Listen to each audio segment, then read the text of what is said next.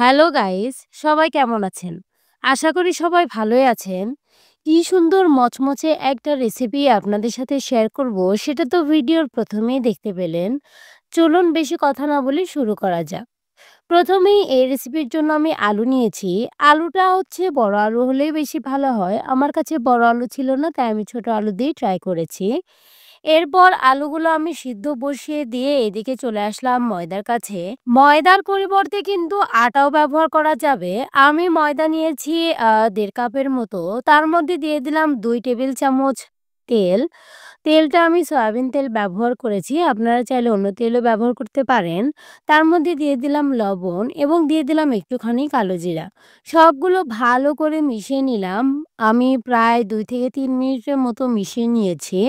এরপর পানি দিয়ে এটাকে ডো বানিয়ে নিব। পানি কিন্তু একেবারে দিব না। অল্প, অল্প করে পানি দিব আর ডো বানিয়ে নিব। যাতে একটা সফট মসৃণ ডো হয় আরকি। তো আমি এভাবে অল্প, অল্প করে পানি দিচ্ছিলাম আর ডোটা বানিয়ে নিচ্ছিলাম।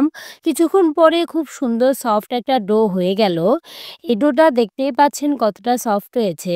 এটা আরেকটু সফট বানানোর জন্য এর মধ্যে তেল দিয়ে দিব আরও ১ টেবিল চামচ। তেলটা ১ম এ বেশি মনে হলেও মধ্যে, মধ্যে কিন্তু এটা একেবারে তেলটা শোক করে নিবে। মানে এটা তখন আর মনে হবে না যে তেল বেশি হয়েছে। এইদিকে আলু সিদ্ধ হয়ে গেছে। এবার আলুটা ছিলে নিব। আলুটা যেহেতু অনেক গরম ছিল, তাই আমি ঠান্ডা পানিতে এটাকে ঠান্ডা করে নিলাম এবং তারপর আলুগুলো ছিলে নিলাম। ছোট, ছোট আলু দিয়ে কিন্তু এটা বেশি টেস্ট লাগে। এই আলুটার টেস্ট বেশি ভালো হয়। আপনারা চাইলে যেকোনো আলু দিয়ে করতে পারেন বা ডাল অথবা অন্য কোনো সবজি দিয়েও করতে পারেন। আলুগুলো আমি একেবারে পিষে নিলাম।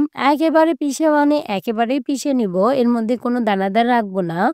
এরপরে নিয়েছি পেঁয়াজ কুচি এবং মরিচ কুচি। এটা আমি কুচি, কুচি করে কেটে নিয়েছি। এরপর একটা প্যান বসিয়ে তার মধ্যে তেল দিয়ে দিলাম। তেল একটু গরম হয়ে আসলে দিয়ে দিলাম মরিচ কুচি এবং পেঁয়াজ কুচি। পেঁয়াজ কুচি এবং মরিচ কুচিটা নেড়ে দিয়ে এর মধ্যে দিয়ে দিব লবণ। লবণ দিয়ে দেওয়ার পর বাকি মসলাগুলো আমি অ্যাড করব। যেমন দিয়ে দিব হলুদের গুঁড়া, দিয়ে দিব হচ্ছে আ রাঁধুনি গুঁড়া মসলা, যেটা দারচিনি বা এলাচে ব্যবহার করা হয়। এছাড়াও আমি দারচিনির গুঁড়া আলাদা করেও দিয়েছি এবং আদা, রসুন, জিরা বাটা সবগুলো দিয়ে একটা পেস্ট বানিয়ে নিব। হাতের কাছে যে মসলা আছে সকল মসলাই ব্যবহার করতে পারেন। আমি কিন্তু তাই করেছি। এটার জন্য আলাদা কোনো মসলার প্রয়োজন নেই। আপনার হাতের কাছে যে মসলাগুলো আছে সেগুলোই ব্যবহার করতে পারবেন। সবগুলো মসলা নেড়ে দিতে, দিতে দেখলাম তেলটা বেশি শুকিয়ে গেছে, তাই আরও অল্প একটু তেল দিয়ে দিলাম আরকি। এরপর আলু যেটা ছেনে রেখেছিলাম সেই আলুটা দিয়ে দিলাম। আলুর সাথে মসলাটা ভালো করে মিশিয়ে নিয়ে এটা আরও কয়েক মিনিট আমি রান্না করে নিব। নেওয়ার পর এটা আমি নামিয়ে নিব।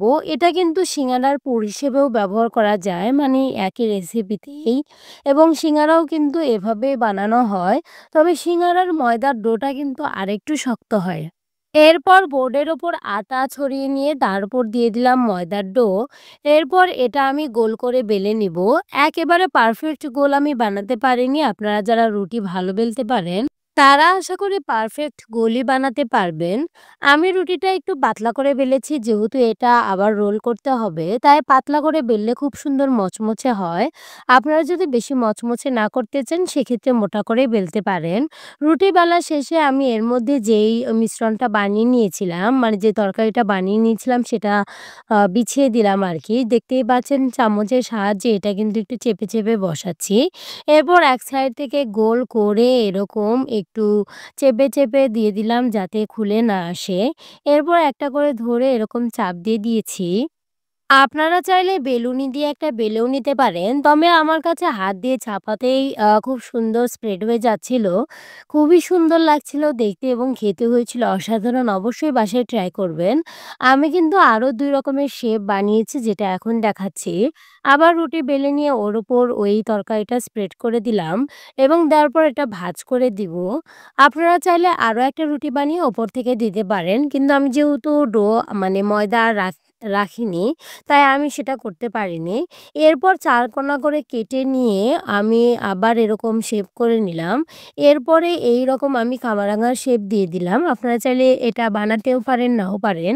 এটাতে একটু ওই ভেতরের তরকারিগুলো খুলে, খুলে আসে আরকি।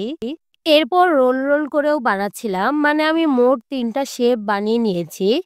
বাচ্চাদের এরকম শেপে দিলে কিন্তু তারা খুবই পছন্দ করে। এরপর এগুলো তেলে ভাজার পালা। তেলটা একটু গরম হয়ে আসলে এটা ছেড়ে দিব। এটা কিন্তু খুবই ধীরে, ধীরে ভাজতে হবে। তাহলে কিন্তু খুব মচমচে হবে। জোরে জাল দিলে কিন্তু পুড়ে যাবে। মানে খুব একটা টেস্ট লাগবে না।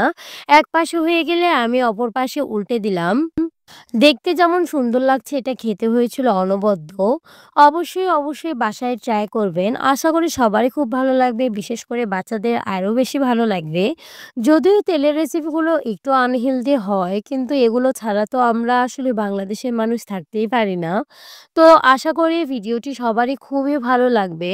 ভিডিওর ১ম এই ভেঙে দেখিয়েছি যে কতটা সুন্দর হয়েছে। Please like, comment, share, please subscribe my channel.